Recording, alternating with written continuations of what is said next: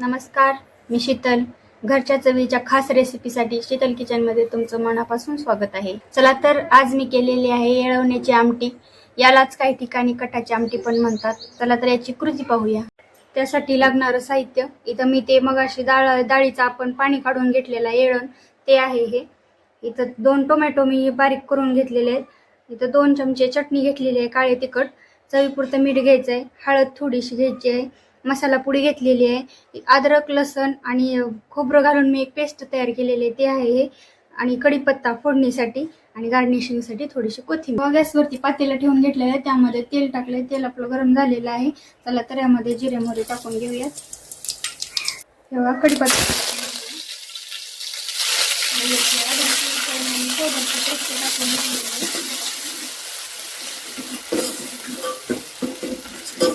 लाल होईपर्यंत परतून घ्यायचं आहे त्याला. तर बघा, अद्रक लसण आणि खोबरं घालून केलेले पेस्ट हे व्यवस्थित लाल झालेलं आहे, छान असं परतलेलं आहे. तर आता आपण टोमॅटोची पेस्ट टाकून घेऊया. टोमॅटोची पेस्ट टाकल्याने आपल्या भाजीला कुठल्या पण दाटसरपणा येतो, त्यामुळे टोमॅटोची पेस्ट करून घ्यायची आणि चव पण एकदम आंबूस असं छान येते. त्याला मस्त तेल सुटेपर्यंत परतून घेऊया आपण टोमॅटोला. हे पहा, याला छान असं तेल सुटलेलं आहे. आता आपले टमाटर परतून झालेलं आहे.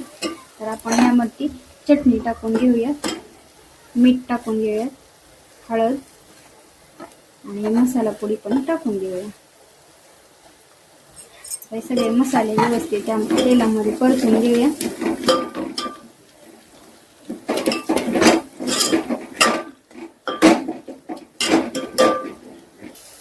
बघा, ते मसाले पण पूर्ण यामध्ये एकजीव झालेले आहेत. याला मस्त असं तेल सुटलेलं आहे.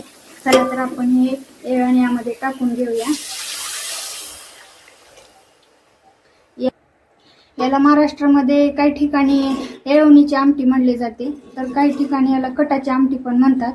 तर तुमच्या भागामध्ये काय म्हणतात ते कमेंट करून नक्की कळवा मला.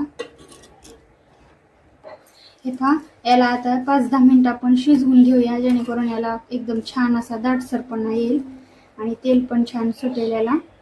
तर यासोबत कटाच्या आमटीसोबत किंवा येळवण्याच्या आमटीसोबत आपण जिरा राईस खाणार आहोत, तर ते करून घेऊया आपण.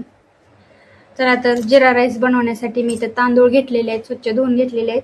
इथं थोडेसे जिरे घेतलेले आहेत आणि 2 तेजपत्ते घेतलेले आहेत. तर कुकरमध्ये मी तेल टाकून घेतलेलं आहे. आता त्यामध्ये जिरे टाकून घेऊया आपण. जिरे छान तडतडले की आपण हे तेजपत्ता टाकून घेणार आहोत त्यामध्ये. चला तर तांदळासाठी लागणारे 1 ग्लास तांदूळ घेतलेले आहेत, त्याला 2 ग्लास पाणी टाकून घेतलेलं आहे मी. हे बघा, चवीपुरतं मीठ टाकून घ्यायचं आहे. चला तर तांदूळ टाकून घेते यामध्ये.